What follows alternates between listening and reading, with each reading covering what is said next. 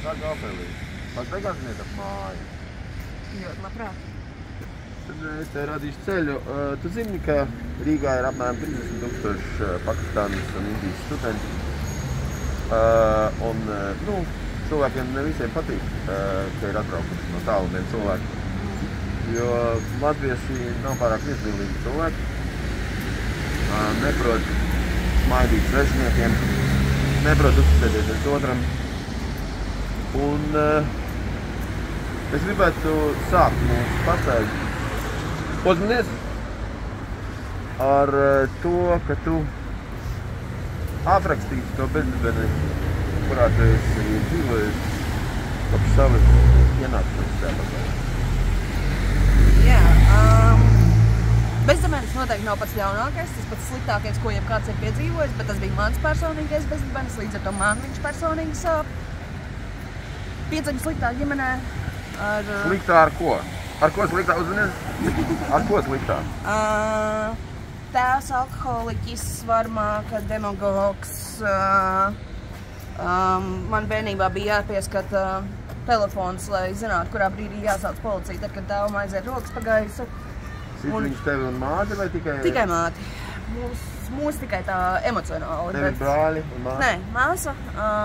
Mūs ar māsu viņš neaiztika, bet tā emocionāli pa sirdi sādēva gan tā, ka es vēl ar vienu brīžiem to jūtu, ka kaut kādas lietas vienkārši no bērnības ir iesāsītas, kas strādā šitā. Jā. Un nav bijis tā mīlestība, lai pārstādītu, kas... Nē, vispār tu esi labs cilvēks. Tas bija tāds pašas bērnības fons. 13 gadu vecumā man sākās šizofrēnija. Jā, kā tas izpaudās pirmajā reizē? Es savā 13. dzimšanas dienā noskatījos šausmē. Niknuma varā. Pēc visiem stāstiem nav labi šausmē. Priekš manis tā ir pēdējā šausmē, ko es noskatījos. Pirmā un pēdējā. Okay.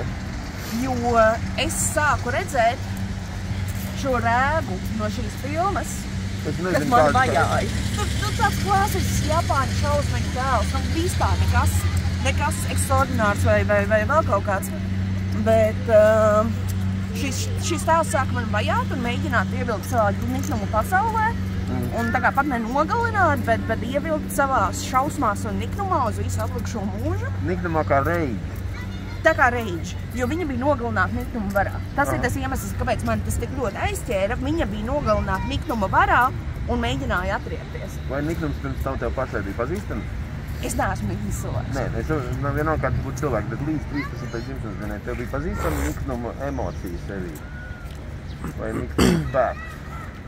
Dažreiz tajos brīžos, kad bija sajūta, ka viss nē, man ir jāstāv pretī, man ir kaut kas jāpanāk, lai paliek labāk. Tas bija tā tipa niknums.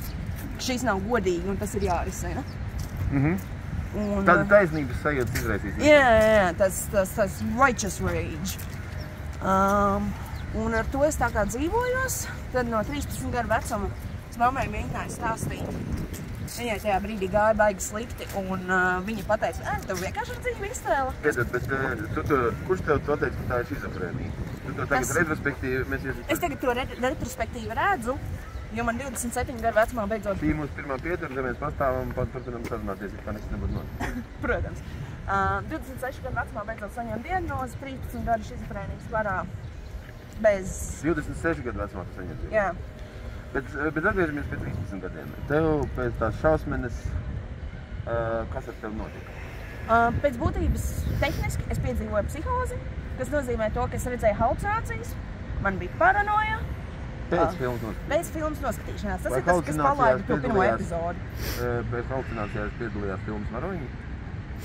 Tā bija tā viena halucinācija, ko es redzēju. Tas viens niknuma rēks no tās vienas filmas bija tas, ko es visu laiku redzēju. Cilvēkveidīgs vai? Cilvēkveidīgs. Dāma ar bālu ādu, melniem matiem, sarkanām acīm, apgrieztu kaklu, viņa gārdza un tur bija tāda, diezgan tipisks, klasisks šausmeņas tēls. Labi.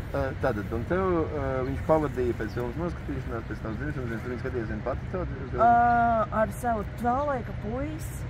Un viņam, Viņam tā filma vispār pat nepatika, vispār nekā neaizskāra, vienkārši tāds, mēs noskatījāmies filmu. Vai jūs bijāt kaut ko lietojuši? Man bija 13, vēl nē, nedaudz par āgu. Pat alīgi neiedzērāt pirms filmas? Nē. Nu labi, Kā šis niknuma rēks tev pavadīja pēc 13 un 26 gadiem? Viņa man pavadīja līdz 16 gadu vecumam. Tas pats tēls, ja? Tas pats tēls. Viņš nāca sapņos vai nomodā? Īstajā dzīvē es viņu visu laiku redzēju. Tad fonā jābūt mājai. Es viņu visu laiku redzēju kā absolūti īsti. Ar savām acīm es viņu redzēju tieši tāpatās, kā es šobrīd redzu tevi. Ar savām ausīm es viņu dzirdēju tieši tāpatās, kā es šobrīd dzirdu tevi. Ja viņa man pieskārās, es viņu jūtu. Un tajā laikā man vienmēr ir bijis kaut kāds klikšķis, kas palīdz pateikt, šitais nav īsts. Un es ar to nenormāli paveicies. Bet tas, ko es piedzīvoju, izjūtu līmenī, es to piedzīvoju kā absolūti īstenību. Labi, un tā īstenība ar tevi darīja ko? Viņa tev kaut kā uzrunāja, viņa tevi sadusmoja, viņa tev biedēja, viņa tevi skumdināja, viņa darīja ko? Biedēja. Un tu nezināji, ko darīt ar savām bailēm? Un es nezināju, ko darīt ar savām bailēm, kas ar mani notiek, ko man tagad darīt. Un tev bija kāds padomdevējs? Māte, tēvs, skolotājs skolā? Nē, man vispār padomdevēji un veselīgi pieaugšie manā dzīvē parādījās daudzus gadus vēlāk. Līdz tam brīdiem es skūlos vienu pati. Brīnišķīgi, tad aiziesim, ja nu tā tas ir, es gribētu gan iziet no nelielu likumiņu pie viena no eņģeļiem, kas ir atlidojis pie šīs mājas jau vairākas gadus atpakaļ. Viņš vēl iespējams nav pazīstams, bet tu iepazīsies un būs tavu pasauli par vienu eņģeli vai lielāku. Jā. Tātad šī bija mūsu, tagad būs otrā pietura. Un tas ir pie šī eņģeļa? Vai tu zini, kā viņu sauc? Nē. Pēc tev tagad būs iespēja izlasīt, kā viņu sauc un kas viņš tas ir, ko viņš tad dara.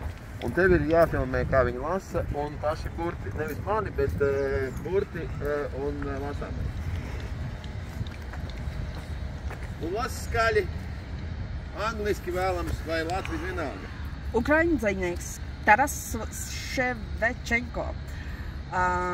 1814 līdz 1861. Tēlnieks Igors Grečaņiks.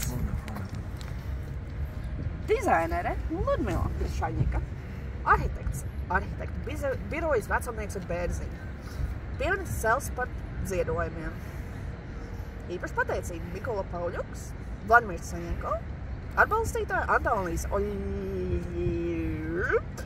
Jevgenijs Parebnijs, Tatjana Lazda un Marija Semjonova.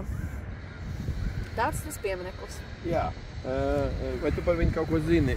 Man nefilmē. Tagad, kad es esmu bez maskas, tad nedrīkst man ielaist kādā. Saprot? Un paņem Ofēliju uz šitā fona. Vai izstāsti, kāpēc tu neesi iepazinusies ar dzejnieku, kas stāv tieši blakus mājai? Es vispār nemāku dzeju. Lasīt vai rakstīt? Lasīt. Un nevis dzeja ir slikta vai dzeja ir kaut kāda ne tāda. Es neesmu iemācījusies dzeju, kas man šķiet ir trūkums manā dzīvē, bet tajā pašā laikā pilnīgi ok. Visam ir savs laiks. Vai tev gribās iemācīties dzeju? Lietot, lasīt? Tas varētu būt interesanti, bet tā nav prioritāte. Kas ir tava prioritāte? Šobrīd tik galā ar pēdējiem pagātnes rēgiem un sakārtot savu dzīvi tā, lai es varu viņu veselīgi dzīvot. Jo es esmu sākusi no šizofrēnijas dēļ no stipri atpakaļpunktiem. Un man bija jācīnās uz priekšu. Līdz ar to man bieži nav normālās intereses, kas būtu mana vecuma cilvēkiem. Tīri tāpēc, ka manas intereses ir, ok, kā tagad izdzīvot? Saki man, kādu iespēju uz tavām mācībām atstāja komunikācija ar tavu niknuma rēgu? Kā tas iespaidoja tavas spējas mācīties un spēju draudzēties ar skolas biedriem? Tajā brīdī, kad es biju uz vietas un pieslēdzos un darīju lietas, man bija izcils atzīmes, man bija desmitnieki un tam līdzīgi. Problēma ir tāda, ka es ļoti bieži nespēju būt uz vietas. Es ļoti bieži no rīta iegāju dušā, un tad laikam rekords bija 4 stundas dušā, jo aiz manas... Masturbējot vai ko darīt? Nē, aiz manas malas gulēja šī būtne, un es nevarēju aiz vannas malas gulēja šī būtne, un es nevarēju izkāpt no vannas, jo viņa būtu mani uzreiz aizrāvusi. Un man nebija kaut kādu resursu, lai sev pateikt, ka nē, nu tas ir ok, es ar šito varu tikt galā. Un tāpēc es diezgan bieži kavēju skolu, jo man vienkārši rīti bija vissmagākais laiks, kad bija visvairāk visas halucinācijas, smadzenes vēl nav pieslēgušās. Tieši rīt. Jā. Un līdz ar to es bieži kavēju, es galā neesmu pabeigts vidusskolu. Brīnišķīgi.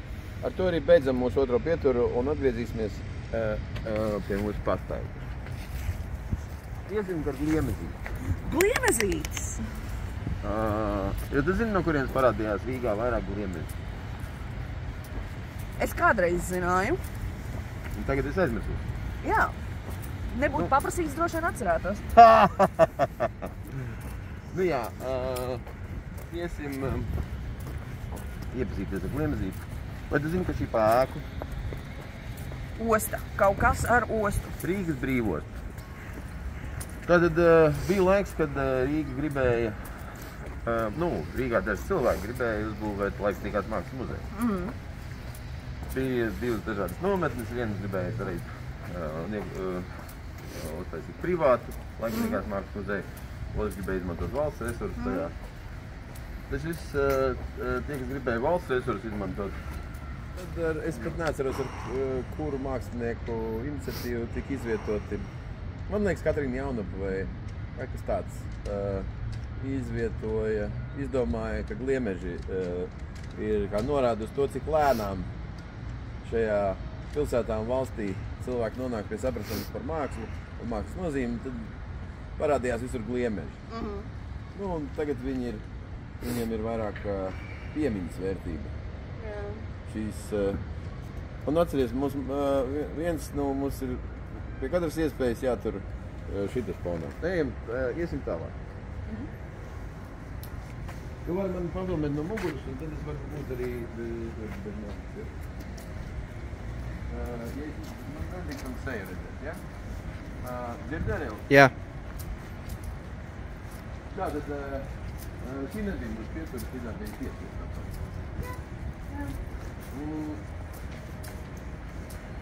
Atgriežamies pie tava. Tagad es tev jautāju par tavu šī brīža situāciju. Tu teici, ka 30 gadus tu esi atgriezies bezzemeņā. Tagad tu lēnām esi izlīdus uz bezzemeņu malu un dejo saules deju. Vai tu vari izstāstīt par ko? Par ko tu runā? Par kādu veidu transformāciju tu runā? Kas ir tevi noticis pēdējā laikā, kad tu esi pamanījies bezzemeņu malu un es saprotu deju? Tātad ir tas fons, kas pats par sevi jau šķiet, tāds, ok, šitas ir smagi, un tad ir visas sapastās smadzenes, kas nāk no šizofrēnijas. Tas ir tas bezdevējs. Tas ir tas, ka es nevarēju tikt galā ar dzīves pamatlietām. Bet ar kurām tu netiki? Ar skolu tu netiki? Ar skolu, ar darbu, ar... Kādos darbos tu sāki strādāt? Tie paši klienta apkalpošanas, kaut kāda avona izplatīšana, kaut kāda sīkie darbiņi, kurus varēju kaut kur atrast, bet ar katru darbu, uz kuru es gāju, es sapratu, ka es to nespēju. Es vienkārši nevaru pieslēgties. Un mājās uzturēt kārtību, uzturēt draudzības, praktiski izdarīt līdz dzīves pamatfunkcijas, par kurām pat vairāk ikdienā nedomā. Es to nevarēju. Un tas, kas notika, ir, es 26 gadu vecumā saņēmu savu diagnozi, es beidzot sapratu, kas ar mani notiek, un es sāku mērķtiecīgi strādāt ar sevi. Kurš tevi diagnosticēja? Māris Taube, viens no labākajiem speciālistiem Latvijā. Viņš ir viens no nodaļu vadītājiem, un viņš vada vismodernāko nodaļu. Tvaikija, respektīvi NMTC. Kad tu pirmo reizi nonāci Tvaikijā? 26 gadu vecumā. Tas nozīmē 13 gadus, tu dzīvoji ar šiem traucējumiem, mēģināji iedarēties sabiedrībā, skolā, darbā, bet neviens tev nebija diagnosticējis. Jā. Un kā tu pati saprati to, kas ar tevi notiek? Tu nelasīji grāmatas par psihiatriju vai tikai? Nē, es pat īsti nezināju, kā tu tulkoji un skaidroji to, kas ar tevi notiek? Ar to pašu, kas man tika pateikts pirmajā reizē, kad es pateicu, ka man ir halucinācijas, man ir dzīve iztēle. Tā ir dzīve iztēle. Tas ir tas, kas ar mani notiek. Un tas ir tas, ar kā es gāju, ka man vienkārši, Viss ir normāli, man vienkārši gribās uzmanību, man ir dzīve iztēle, man ir problēmas, bla, bla, bla. Un tad es, kamēr dzīvoju Indonēzijā, Malaizijā, Kuros gados tas bija? Tas ir 24, 25. Ar mani notika visādas diezgan traģiskas lietas. Izvarošana, palikšana stāvoklī valstī, kur aborti nav atļauti, un praktiski dzīvības zaudēšana. Ļoti tuvu. Jā, un tad, kad es to kādam pārsāstīju, tam cilvēkam bija tāds, tev vajag terapiju. Jā, man vajag terapiju. Jā, pēc šitā vajag terapiju. Ja pēc šitā nevajag terapiju, tad es nezinu, pēc kā vajag. Kādu, bet tu pazīsti šito čali? Sudraba Eģus. Nē, tu viņu pazīsti? Pazīst, nepazīst. Tad, nav bijis tas gods iepazīties. Jā, iepazīsties ar viņu vismaz tajā aprakstu līmenī. Nolasi skaļi. Tātad, piemineklis rakstniekam Sudraba Eģus. Murcam Eduardam Zilbertam 1860 līdz 1941. Tas ir sāpīgs gads, kad novērt. Populārs gads, kad novērt. Jā. Nosauksim to tā. Jā. Vienā sakot, šeit sēž arī šitāds kustons. Vai mēs šo uzskatām par trešo piedaru vai nē? Kā tu vēlies? Viss ir atkarīgs no definīcijām. Tas no tevis tagad atkarīgs. Es šo pieņemšu par trešo piedaru. Labi. Tad aiziesim pie vēl viena personāža, kurš varbūt tev ir pazīstams, varbūt nav. Saki, ko tu darīji Indonēzijā un Malaizijā? Nodarbojos ar brīvprātīgajiem darbiem un vienkārši dzīvoju. Jo man bija pilnīgi skaidrs, ka es uz universitāti neiešu, bet tos pašus gadus, ko bija paredzēts, tā pati nauda, tie paši gadi, kas bija paredzēti universitātē, es vienkārši aizbraucu uz Āziju. Un tas, kas notika, bija, tur bija ļoti daudz skaistu piedzīvojumu, ļoti daudz briesmīgi piedzīvojumu. Tātad iepazīties ar šito čali.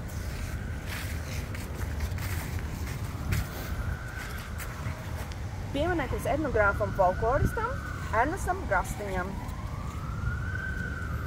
Burvīgi 1892 līdz 1942. Vēl viens populārs gads.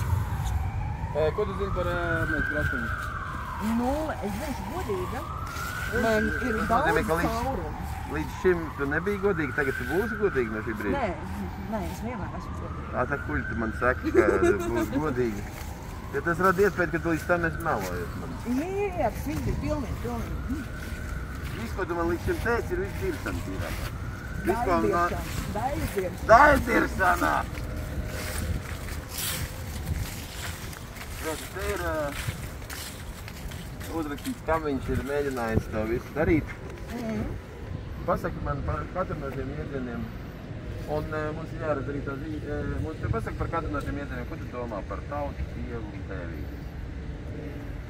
Par tautu vispirms. Jā.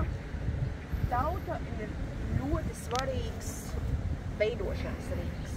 Tas ir tas, kas... Kā veidošanas rīks? Personības veidošanas rīks. Jo tas ir tas, kas daļēji formē katru no mums kā individuālu personību. Jo vienalga kādā ģimenē, vienalga kādos apstākļos, ja tu esi uzaudzis, piemēram, Latvijā, tad būs kaut kādas līdzīgas lietas, kaut kādas lietas, ko tu vienkārši sapratīsi instinktu līmenī, un ko citi vienkārši nesapratīs. Un tādā ziņā tā tauta ir, tāds liels ciems, tāds... Kas veido tavu apziņas struktūru? Viņš veido tevi. Izstāst par, ko tu domā par Dievu iedzienu? Dievs ir lieta, kurai es ļoti cītīgi cenšos neticēt. Jo tikko kā es sāku ticēt jebkuram dievam, man sākas psihozes, ka esmu Dieva vēstnese. Man ir maģija. Tas, ko es redzu, ir ziņas. Es ļoti cenšos neticēt nevienam dievam, jo tas ir bīstami, tas ir nepatīkami. Es nevēlos tajos stāvokļos atgriezties. Burvīgi, izstāst par iedzienu tēviju, ko tu domā? Tēvija pati par sevi man absolūti nav nozīmīgs koncepts, jo tas, no kurienes nāk mans tēvs, vai nav vienalga. Nē, tas ir svarīgi, ka tu nāc no sava tēva, par kuru tu teici, kā svarīgi paša. No kuras es pateikusies. Jā, bet sākumā tu teici, ka ar to ir saistīts tavu bezdibēņa izcelsme. Jā. Tavas attiecības ar tēvu tādu, kāds viņš ir. ir veidojuši to tavu bezdibeni. Jā. Līdz ar to tevi ir viens no tavu bezdibeņu veidotājiem. Ar tēvu saistīta teritorija ir tas, kas ir veidojis tavu bezdibeņu. Līdz ar to man ir uzreiz vēl jau kā pieaugušam cilvēkam, kas par to visu ļoti domā, man vēl ar vienu ir tāds tēvs, fuj, nē, man tas nepatīk. Man ir vienmēr nedaudz jāpiedomā, lai saprastu, varbūt nav nemaz tik traki. Bija tāds viens skolotājs Džizis, kurš galdnieks dēls, ja? Tas pats, jā. Jā, viņš vienu no lūkšanu ir atstājis, ko jau 2000 gadus dažādi ļautiņi lieto. Atceries, kādiem vārdiem latviešu valodā šī lūkšana sākās? Vai tas par to debesīs? Nē, mūsu tēvs. Mūsu tēvs debesīs, lai svētīts ir tavs vārds. Kāds saki? Lai svētīts ir tavs vārds. Jā. Saki man, zinot to, kāds ir tavs tēvs un kāds ir tavs attiecības ar tēvu, ko tev varētu nozīmēt vārdi, ja dažādi cilvēki sanāk kopā un saka mūsu tēvs? Tu, ko tu par šiem cilvēkiem domāt? Opā! Uzskatīsim šo pat 4. piedaru, labi? Tā ir 4. piedara. Nu redz, varbūt tev ir kāds arī man jautājums. Es varu turpināt, taču varbūt tev vienā prātā kāds jautājums man. Man tev ir jautājumi, bet es domāju, ka es tev viņu Vienu tu vari uzdot tagad. Vienu tev? Nu, piemēram, ja tev ir kāds. Kāpēc muļķu māja? Kāpēc ne paviānu vai karogu vai vienalga māja? Kāpēc ne sēņu māja? Vai līdz tevim ir nonācis novembra žurnāls Rīgas laika? Nē. Ariel, tā ir tava vaina, kā līdz Ofelijai nav nonācis novembra žurnāls Rīgas laiks. Atbildēji, tev ir jāizlasa žurnāla Rīgas laiks novembra numura slēgt. Ievad slēgt. Tas sadzās vienreizējiem muļi. Vienreizējiem muļi. Tur arī tu iegūst atbildi uz savu jautājumu. Tagad atgriezīsimies pie tava bezdibeņa, ja tev nav iebildumu. Droši? Kāpēc tu aizbrauci uz Indonēziju un Malaiziju? Es tajā laikā daudz piedalījos kā brīvprātīgais visos kultūras pasākumos. Rīgā? Rīgā, jā. Tur dziesmu svētkos, kuģu regatēs vienalga. Tikko bija lielais kultūras pasākums, kurā vajadzēja brīvprātīgās rokas. Es gāju, jo man vajadzēja kaut ko darīt, bet es nebiju spējīgs strādāt normālu darbu.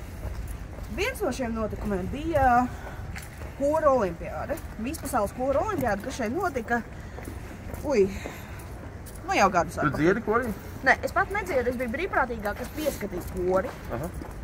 10 dienas, un šis koris bija no Papua, Indonēzijas. Un tas viss ar citu notika, svarīgākās daļas no tā visa notika šinī ēkā. Šinī ēkā. Līdz ar to ir ļoti karmiski par viņiem runāt tieši šeit. Jo bija pagājuši 24 stundas, ko viņi bija Latvijā. Viņam bija pirmais koncerts šeit. Un varbūt tad mums šī varētu būt 5. pietura uzmanība. Jā, tā būs mūsu 5. pietura. Viņiem bija pirmais koncerts šeit.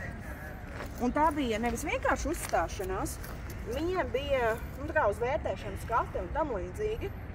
Un es jūtu, kā viņi ir uz tās skatuves, un man sirsnīgi daudzās tikai viņiem. Lai viņiem ietu labi, lai viņiem viss būtu kārtībā. Un viņi iznāk no tā visa. Ir ļoti saulaina diena Kronola parkā, un viņi man visi sastājās apkārt ar rociņām uz pleciem un sāk latviešu valodā pēc 24 stundām liekt es mīlu Rīgu, es mīlu Rīgu. Un tad tas viss pārvēršās par es mīlu Ofēlija, es mīlu Ofēlija. Vau! Un viņi bija atgādini no kurienes? Indonēzija, Papua. No kuras pilsētas? Papua. Nē, no kāda Papua? Papua ir cits. Nē. Tā, īsti. Papua ir Jaungvinēja. Jā, un šitā ir? Un ir Indonēzijas Papua. Saprat. Un viņi ir no tās pilsētas? Jā, viņi ir no tās daļas. No tās puses no salas. Jā. Un 10 dienas vēlāk, kad viņi devās prom, es kora diriģentam uzdāvināju savas vecmāmiņas vīlēto dzintaru sirsniņu ar tekstu, ka tā ir lielākā medaļa, ko viņi varēja iegūt. Un es apsolīju, ka es ar viņiem drīz tikšos. 5 mēnešus vēlāk es biju Indonēzijā, 10 mēnešus vēlāk es biju Papua. Vau! Kuras ir mūsu 5. pietura, jeb 6. 6. pietura. Jā. Tad, šis bija brīnišķīgs stāsts. Vai tu zini, kas pēka mums ir mūsu priekšā? Universitāte kaut kas. Nu, nē. Tā ir Latvijas Mākslas akadēmijas otrā celta. Nu, tas ir otrais korpus. Kad tu tā pasaki, tad pat ir uzrakstīts. Es būtu pieviegus acis un izklausītos gudrāk nekā esmu. Nu, bet ilgas gadus tā bija bioloģijas fakultāte. Jā. Un es viņu biju iekārojis kā Riga Advanced School of Arts, kas būtu bijusi daļa no tāda kompleksa Rīgas kā izglītības, Eiropas mēroga izglītības centra radīšana, taču man nepietika pacietības, enerģijas un tā ideja pārēties par to, ka es pačukstēju, nu tagad es sapratu, ka es viņu nevaru tādam nolūkam iegūt. Es ļoti silti ieteicu Indriķim Mužniekam, kurš tobrīd bija Latvijas universitātes rektors, atdot to ēku Mākslas akadēmijai. Un tālāk jau gan akadēmijas rektors, gan prorektors un vairāk cilvēku kultūras ministrijā cīnoties ar dažiem ar komerciālām interesēm piesātinātiem politiķiem, tomēr ieguva šo ēku. Tā ēka tika nodota no Latvijas Universitātes Mākslas akadēmijai. Un tagad vienīgais, ka es biju cerējis, ka mana tā čuksta dēļ varbūt atradīsies 150 kvadrātmetri tajā ēkā, kur es varētu izvietot savu bibliotēku. Un savu un Nelaiķis Inārs Ķemeris, mans grieķu valodas skolotājs, bibliotēku, ko mēs esam mantojuši. Taču tā nenotika. Rezultātā man nācās ieņemt mazliet citu teritoriju, lai... Uz kuru no šīs vietas ir burīgs skats? Pastiet lūdzu uz to teritoriju, ja? Viņi arī diezgan, nav šī, protams, tā kā šīs, ja, kas tagad ir Mākslas akadēmijas rīcībā. Bet arī nav slikta mājiņa ar skatu uz parku. Jā, Mēs viņu vakar starp citu apēdām, tu pagaršoji bišķiņu? Es pagaršoju, ļoti garšīga būdiņa. Ļoti garšīga būdiņa ar trīsām krāsām, sarkanu, baltu un melnu. Liet labumā. Vai tu atceries, kāds piemineklis stāvēja šeit? Puškins. Kur viņš pazudis? Kalpa vai kanāla? Tu esi spēlējies Puškina zoli ar Puškinu? Māki spēlēt zoli? Nē. Tad tas neko nenozīmē. Ko tev nozīmē tas, ka šeit stāvēja Puškinis? Viņš nelegāli te nostājās un tikpat nelegāli tika novākts. Ko viņi tā atrašanās šeit? Man tā bija viena no tikšanās vietām, dažiem maniem draugiem tā bija vieta, kur sunīšiem pačurināt sunīšus. Tev tas viņa parādīšanās un viņa pazušana nozīmē ko? Gan viens, gan otrs nebija līdz galam pareizi, bet tas ir... Es to vienmēr redzēju kā tādu maigās varas simbolu, tādu... Mēs esam. Savu kultūru. Mēs kas? Krievija, protams. Vai tev izdodas noturēt savā prātā atšķirības starp Krieviju un Krievu valodu? Jo tu atceries, ka mūsu māja ir trīsvalodīga māja. Es ļoti cenšos. Tā ir latviešu, krievu un angļu valoda. Es ļoti cenšos, bet es atzīšu, ka man brīžiem, tas ir tā viena tēma, kur man niknumiņš brīžiem aiziet bišķi par tālu, un es lieliski apzinos, ka tas vairāk nav racionāli. Bet, ja tas niknums ir iekšā, tad... tāds pats niknums jau arī viņa aizvāda. Tieši tā. Vai es gribētu šo saukt mūsu 7. piedaru? Jā. Jo tas iezīmē svarīgu mēzglu, ap kuru ir daudz neatrisināti jautājumu. Absolūti. Jo tieši tāpēc, ka es saprotu to niknumu, es arī saprotu tas niknums. Tas, kā viņš tika aizvārds, arī nebija līdz galam pareizi. Lai gan man pašai bija tā sajūta. Vai tu kādreiz esi lasījis Aleksandra Sergejeviča Puškina dzējoļus krievu valodā? Es ļoti slikti runāju krievu valodā, bet man bija apņemšanās, ka tajā brīdī, kad es absolvēšu vidusskolu, kas ir, kas to, lai zinu, kā tas būs, varbūt 98 gadu vecumā. Tieši tā. Kalifornijā, piemēram. Jā, bet es savā 12. klases izlaidumā plūstoši lasīšu Puškinu. Tas ir tas mans iekšējais mērķis, jo man tas, kas neiemācījos... Нет, как Глою небо кроет лысый снежный, крича, то как снег она завоет, то заплачет. Palīgā, burvestības! Да. Я вас любил так искренне и нежно, когда и вам Бог любимый быть другим. Nu, tā tālāk. Un tā tālāk. Jā, redz, mūsu pīlītis sveicina. Jā. Kā tu saproti brīvības iedzienu un ko tu ar viņu dari un ko viņš ar tevi dara? Es pieļauju, ka es ar savu prizmu brīvību redzu kā kaut ko pilnīgi citu nekā lielākā daļa cilvēku. Pohuļ pa lielāko daļu cilvēku. Jā.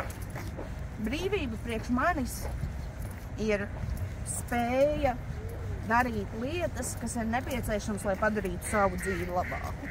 Dažreiz tas ir izpaust radikālas idejas, dažreiz tas ir izmizgāt drēbes, ko es nevienmēr varu. Līdz ar to man ir ļoti asa izjūta par to, ka man šī brīvība caur manu slimību ir atņemta, jo es nevaru būt neatkarīga. Un ja es nevaru būt neatkarīga, tad es nevaru būt brīva.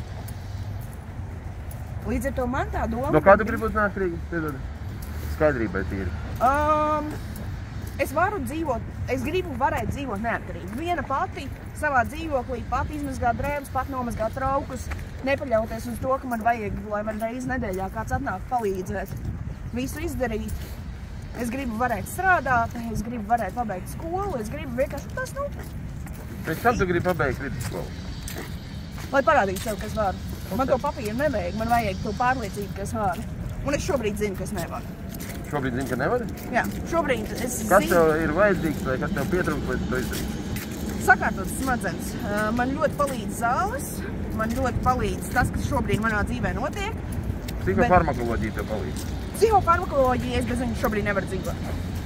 Nu, tā kā tas ir ļoti ātrs ceļš uz Tvaika ielu. Cik reizes tu esi bijis Tvaika ielā? 4-5 reizes kaut kā tā, bet tas ir pēdējo 3 gadu laikā. Nu, tu teici pirmā reize 26 gadā. Jā, nu 4 no jau. Tas ir mēnesis Tvaika ielā vai kādā no tās nodaļām. Es visbiežāk esmu bijis 20. nodaļā, kas ir Juglā, kas ir brīvā, atvērtā nodaļa, kur var staigāt apkārt, aiziet uz veikalu un draugus. Un tā kā normāli dzīvot. Visām durvīm ir rokturi. Un neviens nekliedz. Tāda unikāla, patīkama situācija. Vai ne? Visām durvīm rokturi un neviens nekliedz. Nu, diemžēl to nevar teikt par visām nodaļām Tvaika ielā. Jo esmu bijusi nodaļās, kurās nav rokturi, visi kliedz. Tā skaitā sanitāri, tā skaitā visi. Un tu iznāc ārā daudz vairāk samalts nekā iegāji. Sazāļots, bet samalts. Nu, lūk. Man daudz draugi ir tur pabijuši. Un es vairs neatceros, kurš man teica, zini, tur dvēseles rauj virpulī. Tur ierauj viņas virpulī. Jā. Kā tu raksturot to, ko Tvaika iela kā psihiatriskas klīnika dara ar tevi kā pacientu? Vai viņi prot ar tevi apieties? Un ko viņi ar tevi izdara? Viņi mēģina izdarīt kaut ko ļoti svētīgu. Viņi mēģina atrast veidu, kā mani ārstēt, bet tas viss notiek caur ļoti vecām prizmām. Līdz ar to pašā Tvaika ielā uzsvars ir uz farmakoloģiju. Ir kaut kādas terapijas, bet viņas ir retas. Un es ļoti atvainojos, es nemēģināšu viņu pārkliegt. Viņi šobrīd ir daudz sodīgāk. Mēs varētu iet plusiņām tagad. Jā. Viņiem plusiņām pafilmē mums visu apkārt. Viņiem vienkārši ir savs koncerts. Jā, viņiem ir savs koncerts.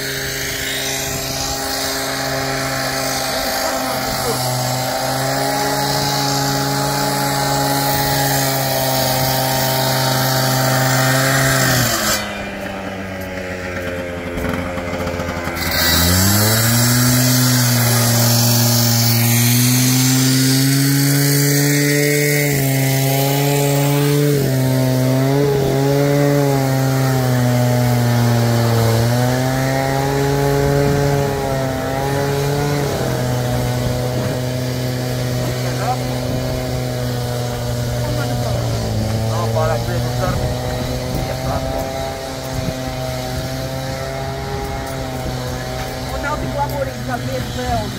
Vai ne? Jā. tas ir bija. Ai, maizi, piemēram. Jā, maizi tas ir griezt dziesmu un viss notiek. Jā, griezt asfalts, tas ir... Vispār nekāda glamūra. Vispār nekāda glamūra. Un slavas arī nekāda. Nu, taisn tā, kā ir jēga. Bet jā, atgriežoties nedaudz pie Tvaikielas, viņi mēģina darīt labu ar ļoti novecojošām metodēm un ļoti novecojušu personālu. Restīvi tajās vietās, kur ir jaunāks personāls, kur metodika ir attīstīta, viss ir ļoti labi. Tiešām, augstā līnija. Kuras tās ir noteikti? 17, 20 un Ģermontova ielā, es teikšu, neatceros noteikti numuru, bet tās ir atvērtās. Nu, tās ir. Šo tad es tev gribētu izstādīt universitāti.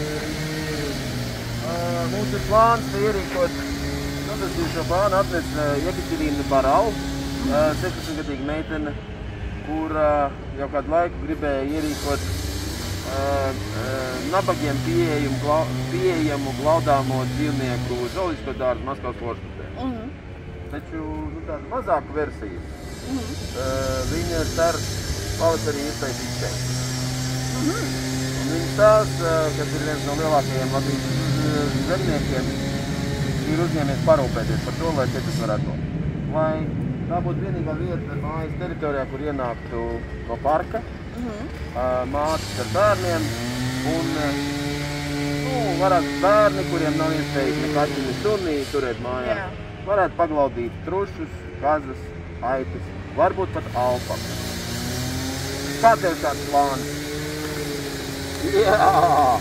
Ļoti labi. Tātad valdīs, un es ceru, ka uz atklāšanu, kas notiks pavasarī.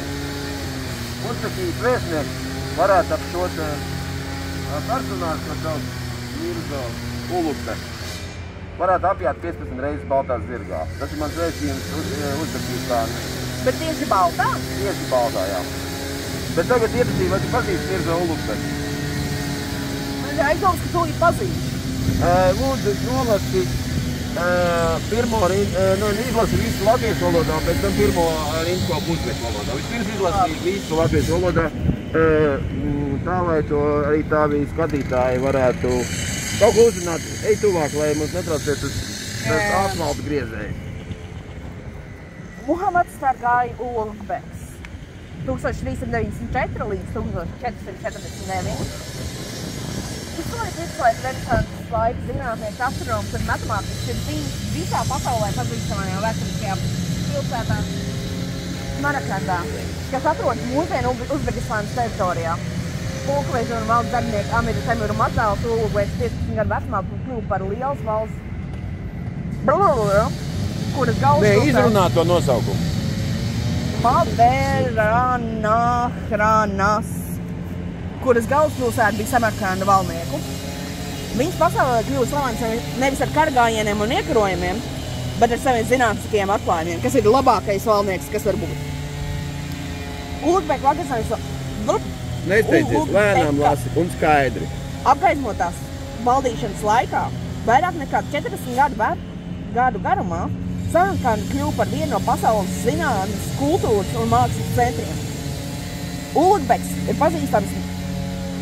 pazīstamās medreses skolas dibinātājs, kurā tika apgūta medicīna, matemātika, astronomija, filozofija, dabas zinātnes un citlaizīgie priekšmeti. Laikā no 1428 līdz 1429 gadam Ulukbeks uzbūvēja tiem laikiem unikālu astronomisko observatoriju. 30 gadu ilgu novērojumu rezultātā bez optisko ierīču palīdzības tika sastādīts astronomiskās tabulas, kurās ir apskatīts 1018 zvaigznes un 638 Eiropas un Āzijas pilsētu geogrāfiskās koordinātas. Daudz gadu garumā šis katalogs tika uzskatīts par labāko pasaulē. Ulukbeku astronomijas sasniegums atstāja lielu iespēju uz rietumu un austrumu zinātnes attīstību. Viņa zinātniskie darbi tika pārtulkoti daudzu pasaules valstu valodā un ieguva plašu izplatību Eiropā. Pateicoties šiem darbiem, tika pilnveidot daudzi izcili geogrāfiski atklājumi. Ulukbeku vārds tika ierakstīts pasaules zinātnes vēsturē līdzās Nikolajam Kopernikam, Galileo Galilejam un Giordano Bruno. Ulugbergs bija tirdzniecības un amatniecības aizbildnis. Viņa vadībā tika uzbūvēti izcili arhitektūras pieminekļi Samarkandā, Buhārā un citās pilsētās. Šis piemineklis tika atklāts 2004. gada 8. aprīlī Uzbekistānas Republikas prezidenta I.A. Karimova valsts vizītes laikā Latvijas Republikā. Un tagad lūdzu pirmo rindkopu svešā sev valodā. Pirmkārt izstāsti, cik valodās tu runā, lasi un saproti? Es runāju, lasu, saprotu vienā līmenī latviešu un angļu valodā. Krievu valodā es varu tikt galā, ja man vajag. Indonēziešu un malaiziešu valodās, kas ir līdzīgi kā latviešu, lietuviešu valodas, bet vēl nedaudz tuvākas.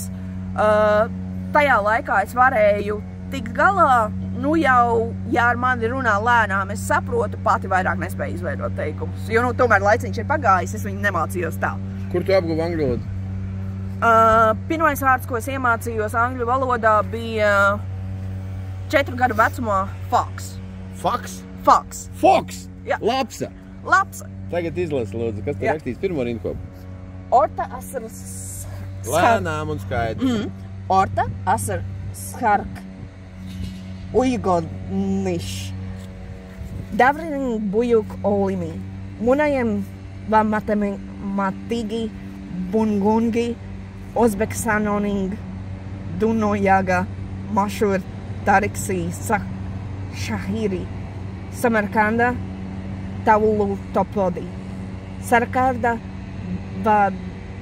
Valat ar Bobby Amir Temurang Navarasi Lugbek 15 Yurshadnanko Poitaksti Samarkand is Soblangan Bepayon Mavoronahat Va Turkistan Hukdori Boldi Udayonagaga Harbi Yurish Va Istiolar Balan Emas Balki Ozingi Imoli Kas Bilandong Cikardi. Tātad, ko tu uzzināji no šī teksta, ja tu viņu salīdzini? Tagad izstāsti, ko tu esi uzzinājies lasot šo, kas nav rakstīts šeit?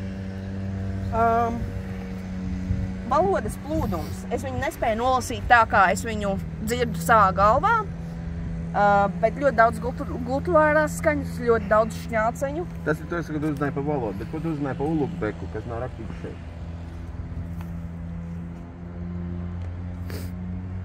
Valoda daudz pasaka par cilvēku. Un tā valoda definē viņu. Es tev pat drīkst pateikt priekšā. Nu. Ko tu zini par valsti, kas saucās Maveranahra? Pilnīgi neko. Tikai pirmo reizi dzirdēju. Un viņš 15 gadu vecumā kļuva par Maveranahras valdnieku. Jā. Un vēl kā valdnieku viņš kļuva? Par Maveranahras un kā? Kas ir Turkistāna? Tā ir Turkistāna. Viņš kļuva par Maveranahras un Turkistānas valdnieku 15 gados. Es pamanījos atrast pareizo vārdu, bet nesavilku pareizo līniju. Apiesim apkārt Ulugbeka piemineklim, jo viņš savā 14. gadsimta beigās, kādā 15. gadsimta pirmajā pusē, kā stāstu zināja visu, ko tajā laikā cilvēks varēja zināt. Jā. Tā, protams, bija Aristoteļa skola, kura filozofiskā teksta korpus daudzus gadsimtus arābiem, persiešiem, pēc tam viduslaiku latīņu kultūrai un arī grieķiem, ilgāku laiku britiļistam un tālāk. Pēc tam bija visu cilvēku zināšanu summa, kuru tika attīstīta visos virzienos, taču uz aristoteliskās domāšanas pamatiem un uz aristoteliskās iedzienu klasifikāciju, kategorizāciju un tā tālāk pamatiem. Milzīgi civilizācijas areāli, kur izauguši uz Aristoteļa domāšanas pamatiem. Viņš savā laikā 15. gadsimtā kā stāsts zināja visu, ko iespējams zināt. Jautājums ir tāds. Vai šobrīd var iedomāties kādu cilvēku, kas varētu zināt visu, kas, ko ir iespējams zināt. Fiziski nav kapacitātes, mums nepietiek laika. Mums nepietiek laika zināt? Jā, mums nepietiek laika visi iemācīties, jo pirmkārtām cilvēks nav spējīgs nepārtraukti mācīties. Otrām kārtām, tagad tas tomēr aizņem šausmīgi daudz laika, un es pieļauju, ka tad, ja pieņemsim cilvēks nodzīvo 80 gadus, viņš var kļūt ļoti gudrs, ļoti izglītots, un viņš nevar apgūt pat visu svarīgo tēmu. Nosaukumus. Pat visu svarīgo tēmu nosaukumus viņš nevar apgūt. Tieši tā. Tātad, kas no tā izriet? Ka šobrīd zināšanas summas vietā ir iespējama nezināšanas summa. Jā. Mēs varam pamanīt savas nezināšanas aprises, jo, kā teikuši vairāk mani sarunbiedri pagātnē. Galvenais zinātnes atklājums 20. gadsimtā ir cilvēku nezināšana.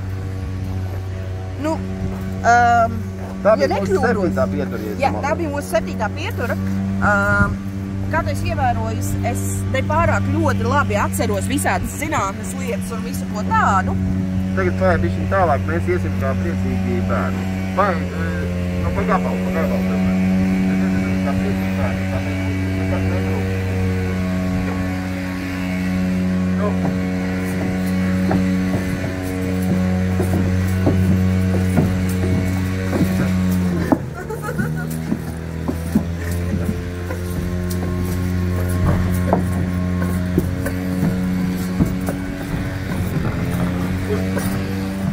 Tagad mēs spēcam soli nākotnē, jo šī ēka, kur tiešām, kas bija jūras skola un tā, es gribētu, lai tā ir skola jauniešiem, kur viņiem māca tikai 4 lietas. Toties māca ilgu laiku. Man pateiks, lai 8 lietas. Jo tur guļpēr. Tur mācīs tikai 4 lietas. Jā. Kurš jāmācās visi. Pamatskolā. Rakstīt, lasīt, runāt un sarunāt. Jā, un katra no tām lietām ir ļoti atšķirīgas lietas. Protams, bet šīs lietas nekur īsti nemāca. Jā. Un pamatskola rada iespēju, ka tu iemācies lasīt 8 gadu vecumā un ar to jau mēs tā nedomājam, mēs muļķīši tā nedomājam. Jā. Tāpēc spērsim soli tajā nākotnē, kurā domā citādi. Labā! Tā būs atmazāk.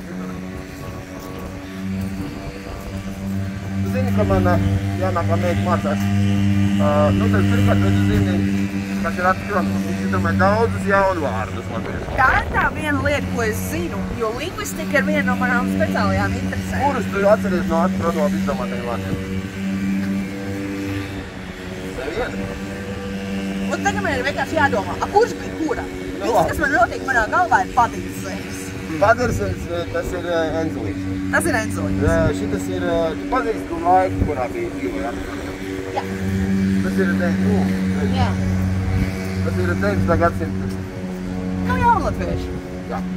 Tātad, tu zini, kas ir par skolu? Mūzikas. Kas tā par skolu? Jāzipa Mediņa, Rīgas pirmā mūzikas skola. Jā, mācās arī par jaunākā meita spēlēt čelu. Labi izmēķi. Un šajā sakarā man ir izstāsts. Tā būs mūsu 9. pietura. Izstāsts ir tāds. Pirms dažām dienām man ienāca viena ragana un teica, es zinu, mājas finanses nākotne, finanses stabilitāte atkar no istabas 444. No tā, kas tur notiek.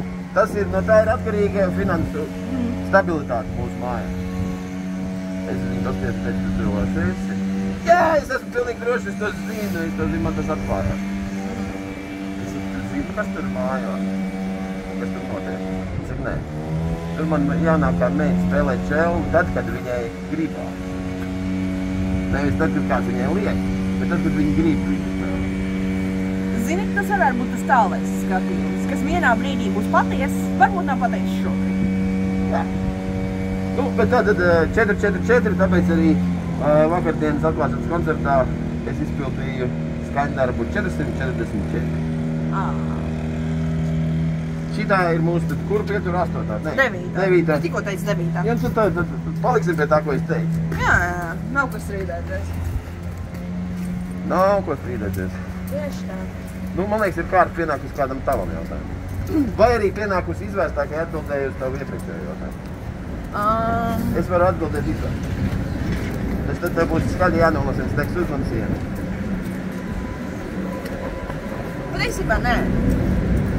Kad šo vietu redzi pēc 10 gadiem? Tā nav tā pareizi. Tagad es paņemšu savu telefonu, tu nolasīsi vienu tekstu. Vai būs atbildi uz to jautājumu, kāpēc muļi? Kāpēc? Burvīgi. Paņem lūdzu arī powerbank, ja viņš bija rakstīt. Tavu pasi man nevajag? Jā.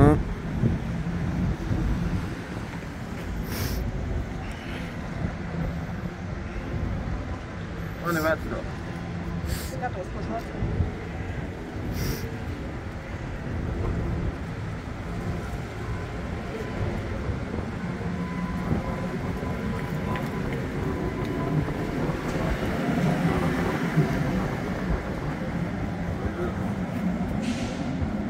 Novembris vēl nav ielikts.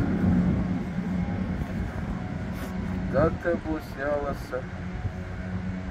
Kā tu tev jāreiz ielasīt, ja viņš nav ielikts? Iedod mums to tālāk kur. Kurš? iPhone. Tātad novembra rīka laiks vēl nav ielikts mums mājaslapā, līdz ar to es tam nevaru lūgt izlasīt to vēl mājaslapu.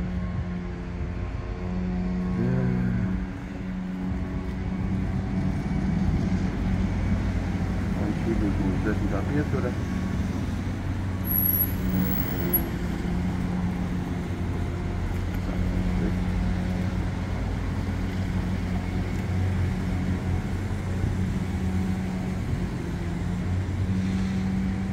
Tu lasīsi saviem draugiem. Labi? Tā būs atbildi uz tavu jautājumu, kāpēc muļi?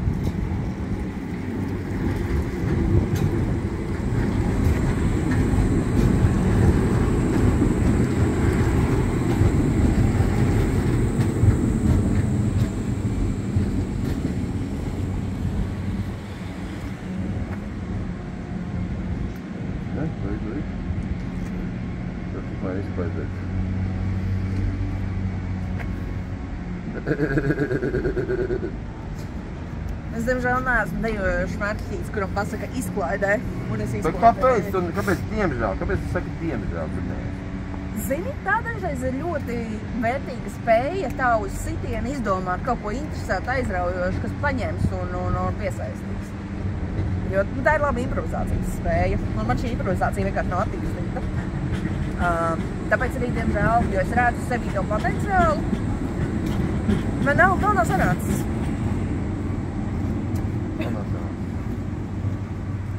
Bet tas diemžēl es tikai nesaprotu, kāpēc tu teici. Diemžēl vēl nav sanācis. Es zinu, ka es varu būt, varbūt ne gluži dejojošs marķītis, bet kāds ir tādu pašu izklaidējamības līmeni. Izklaidējošamību vārdu. Es tās, ka tev nebūs to lasīt. Bet tātad mēs aiziesim pie mājas un tur tu nolasīsi to tekstu pēc tam, ka mēs jau būsim beiguši. Jo tā ir novembra numura slēja, kurā ir atbildes to, kāpēc muļi. Šī neveiklā pauze būs mūsu 10. pietura. Mums ir palikušas vēl 5, un mums nav pārāk daudz laika. Tātad izstāsti man to, kāpēc tu mēģini pievērst Latvijas sabiedrības uzmanību mentālās veselības traucējumiem un kāds Latvijas sabiedrības attieksmē pret mentālās veselības traucējumiem tev šķiet labojams un maināms? Es to daru ļoti daudz iemeslu dēļ, gan tādēļ, ka es uzskatu, ka manas dzīves misija ir kaut kādā veidā padarīt pasauli par labāku vietu. Gan tāpēc, ka es apzinos, ka es nevaru izdzīvot bez sabiedrības, kura ir izglītota un kura var mani atbalstīt. Līdz ar to tam ir gan ļoti plaši un cēli iemesli, gan tāds ļoti sautīgs. Man vajag sabiedrību, kas saprot, ka tad, ja es pēkšņi ielas malā sāku negluži ar putām uz lūpām, bet tur izpausties, ka tajā brīdī man nevis jādara zem uz sāta, bet ļoti mierīgi, maigi un jauki jāizsūt uz Tvaikielu. Bet Tvaikielā tikai dažas nodaļas, tu teici, nāk pa labu. Citas moka cilvēkus ar labiem nodomiem, bet moka ar vecām metodēm un veciem cilvēkiem, veciem paņēmieniem. Kāpēc Tvaikiela tas šeit risinājums? Tādēļ, ka tas brīžiem ir vienīgais risinājums. Kādos brīžos Tvaikiela ir vienīgais? Tajā brīdī, kad man iestājas psihoze, respektīvi tas brīdis, kad man notiek visas halucinācijas, delūzijas, paranojas, viss notiek savā galvā, un es esmu atrauta no realitātes. Man šī saikne ar realitāti esmu kā balons ar nogrieztu striķīti, un es vienkārši kaut kur peldu, un tas ir bīstami, jo es nekad neesmu bijis bīstami nevienam citam, es esmu ļoti bīstami pati sev. Kāda ir tava bīstamība pašai sev? Tu... Griešanās, pašnāvības mēģinājumi, dzīves pašsabotāža un, respektīvi, es pārtraucu ticēt, ka es esmu cilvēks, kurš ir pelnījis kaut ko labu. Sapratu. Vai tu pazīsti Miķelu Prokzemu? Šādā vārdā ne, bet es absolūti respektēju cilvēku izvēlētos vārdus un ausekli. Savukārt gan es zinu. Un ko tu zini par ausekli? Tas būtu jāzina tevis prāt katram Latvijas iedzīvotājiem. Izstāsti, lūdzu, to, kas tevis prāt par ausekli, būtu jāzina katram. Protams, ka šis ir tas brīdis, kad manā galvā parādījās tukšums. Tas ir normāli, tas ir tas, kā lietas notiek. Tas ir ok. Tātad, auseklis, jaunatvietis, dzēja. Ja nekļūdos, ar viņam bija arī populārs satīras konts tajā pašā Twitterī, kurā tika... Twitterī no 1850. Kas ļoti labi izlidoja par to visu. Pasties, cik gadu vecumā viņš nomir? Tu esi vecāka nekā auseklis, jebkad ir dzīvojis. Par 1 gadu? Jā.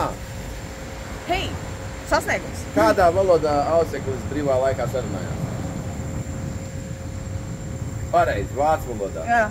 Kas ir latviešu vismazāk novērtētais svešvārds latviešu valodā? Pareizi, jā.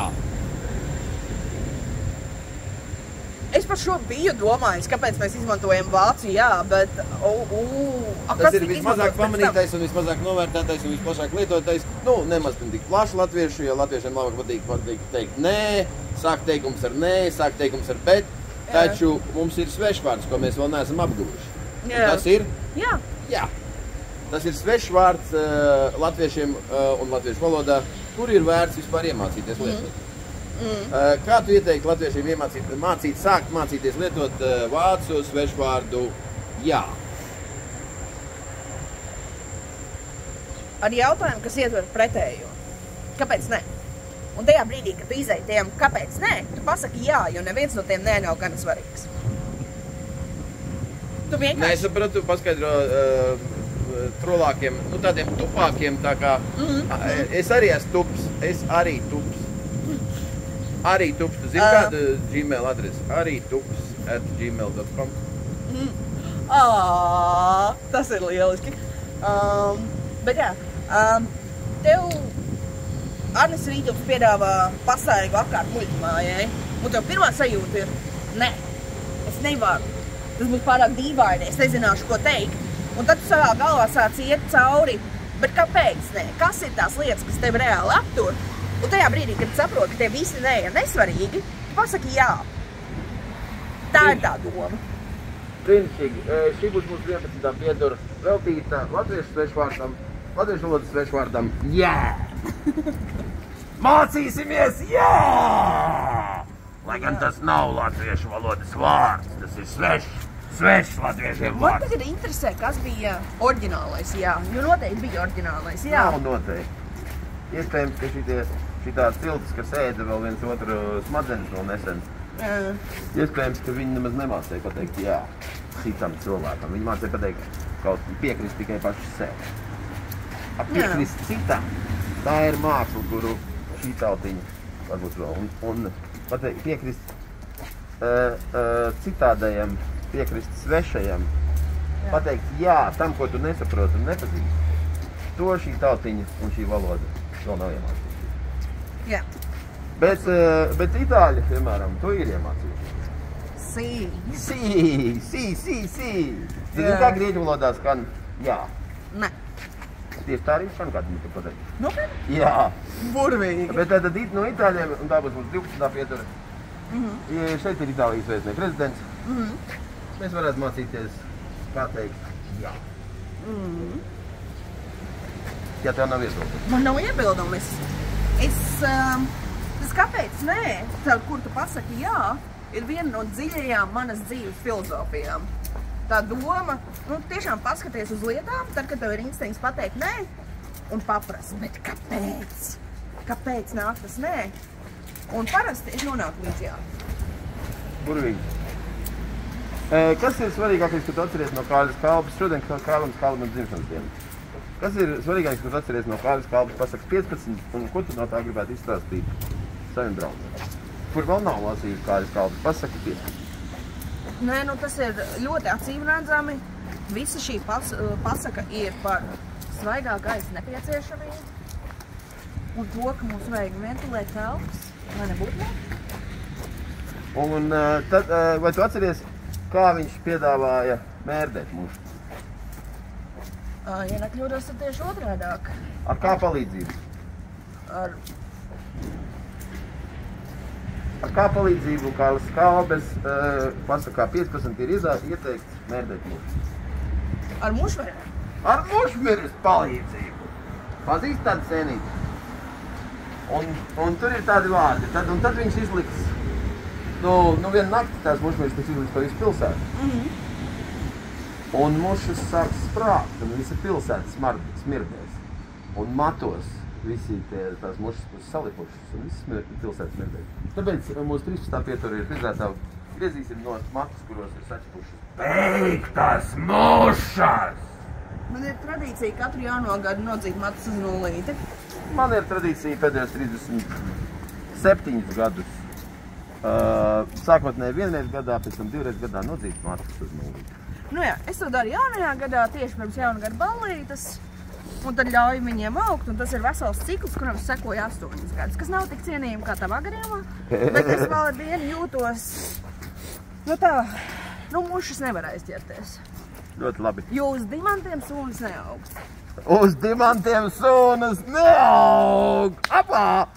Tā kā es pēdējo reizi lūdzu nogriezt sev matus, tad sieviete, kas to darīja, viņa teica, ka es zaudēšu spēku, ja es nogriezīšu matus. Absolūts muļķības. Tu iegūsi jaunu vietu. Varbūt tu zaudē kaut kādu spēku, bet tu iegūsi jaunu vietu, tu iegūsi jaunas enerģijas.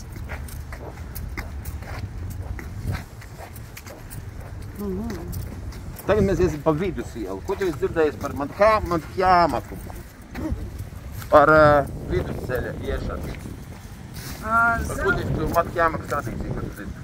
Matjāmakas pilnīgi neko neizsaka. Vidusceļa iešana ir... Mēs ejam pa vidusielu. Jā, to es saprotu. Šis ir laikam vienīgā situācija, kurā es piedodu cilvēkiem būšanai kaut kur pa vidu. Jo es esmu cilvēks, kas uzskata, ka kaut kur pa vidu nav taisnība. Ka tikai galējībās kaut kas ir? Nē, nav obligāti galējībās, bet tad, kad ir divi tiešām ekstrēmas galējības, tā taisnība nebūs pa vidu. Tā taisnība būs kaut kur vienā vai otrā pusē, dažādos aspektos, dažādās pusēs. Es slikti piedodu cilvēkiem, kas cenšas visur izlabierēt.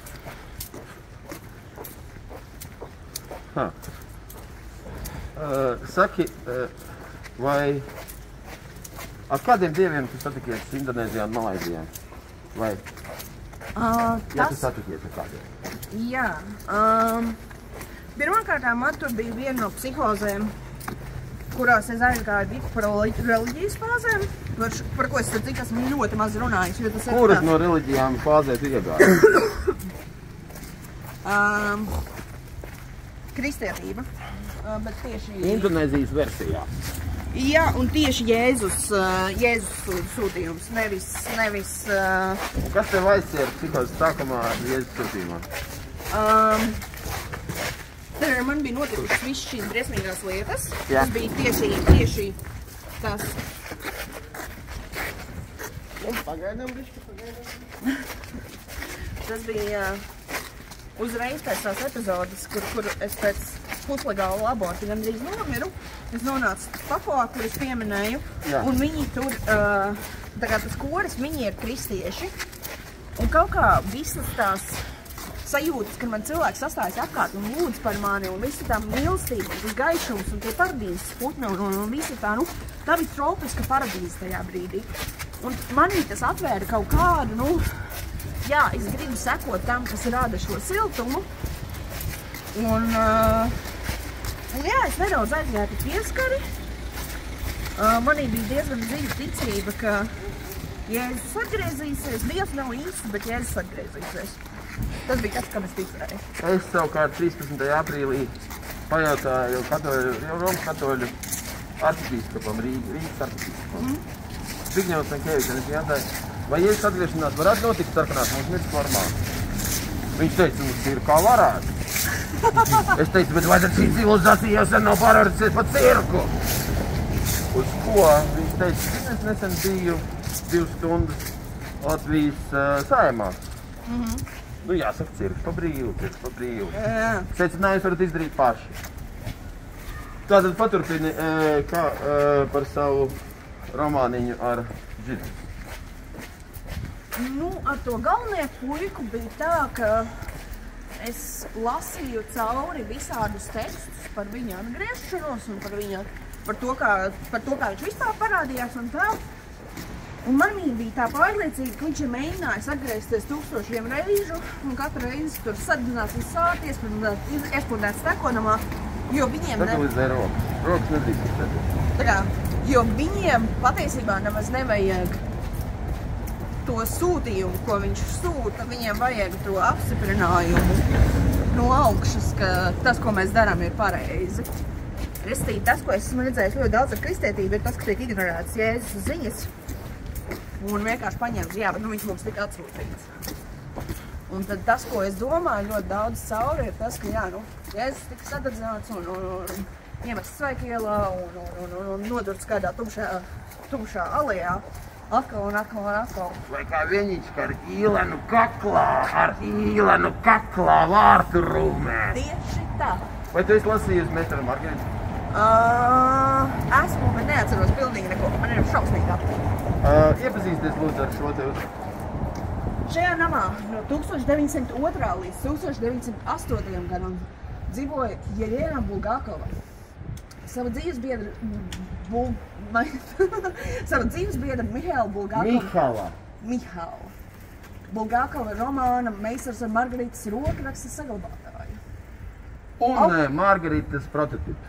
Augstas kvalitātes sieviete. Un tu par viņu nezināji, ka viņa tāpatās blakus mājai dzīvo. Jā. Tā ir mūsu 14. pietura veltīta Kaķim Begemotam. Kaķim Begemotam, jā. Atceries kaķi? Atceries kaķi? Ne. Viņš ir viens no galvenajiem kaķiem šajā grāmatā. Kā jau es teicu, es viņu esmu lasījusi, man gandrīz tev viņa ieteiktu tev kādreiz pārlasīt. Tagad tev būs mierīgs prāts un interese par vācu 19. gadsimta vēsturiskās skolas interpretāciju par ķismus, kuru ir iestrādājis un apstrādājis cilvēciskojot Jēzu Mihails Bulgakovs savā romānā Meistars un Margarita uzmanies. Un tagad mēs tuvosimies mūsu pēdējai pieturē. Mēs izskatīsim maz līkumiņu, lai tu iepazītu muļķu mājas tuvāko apkārt.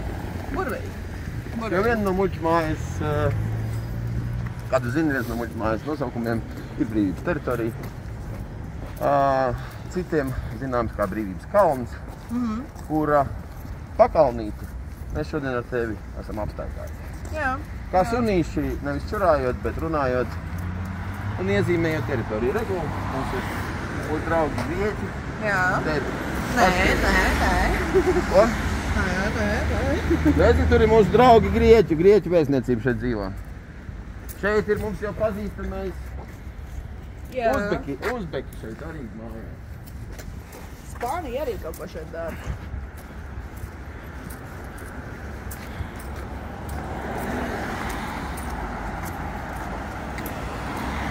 Redzi, pasties tagad, kas tur mums mājā. Pasties, nofilmē. Tā ir Uzbekistānas vēstniecība. Tātad tajā pusē mums ir Uzbek. Labdien! Sveicināts! Es jūs zvanīju vairākas reizes, Sandis, jūs ietapuši. Panāc pafilmē, ko man stāst. Man tieši šodien atteicās sieviete ar mani sadarboties, kur bija trešā roka. Es gribētu jums palīdzēt, kā Kā jūs brīvprātīgo sauc? darbu. Alīna. Es agrāk Ko strādāju. jūs līdz šim esat darījusi? Es biju Andim Sīlim, plus mīnus labā roka. Tev ies īlē. Man labā roka, diemžēl, ir Ariēls, Labi. bet kreisā man nav šodien. Jūs varētu būt man kreisā roka šodien? Būs? Ja? Jā. Tad esiet no šī brīža. No šī brīža es nevaru. No cikiem jūs varat? Svaru no 6. Es 6 jūs gaidīšu mājā. Būs? Vai jums ir mans telefons? Telefona numurs. Es zvanīju uz jūsu Nē, tas biroju. tikai man nevar piezvanīt. Man var tikai izrakstīt īsti. Ok. Divi pierakstiet man numuru. Bet jūs domājat, bet esat pārliecināties būtu. Tāda lūk ir dzīve ar rītu. Pilnīgi random cilvēki uz ielas iet garām un zina. Zina, kas viņš ir, kas notiek. Un tas ir svarīgi.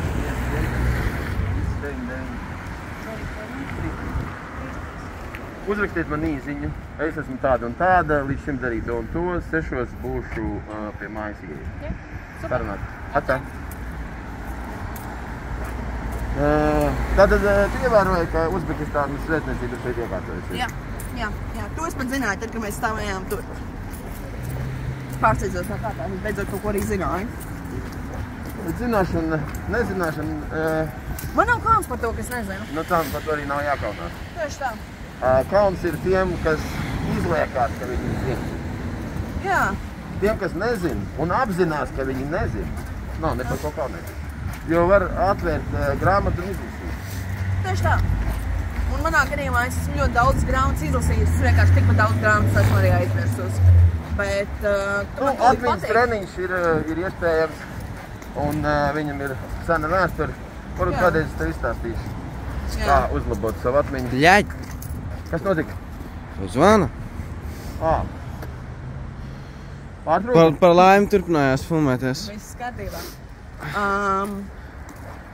Tu man tūlīt pateiksi, kurš no sengrītu filozofiem tas bija, kurš stāstīja, ka es domāju, tā tad esmu, Jā. un ja nedomāju, tā tad neesmu.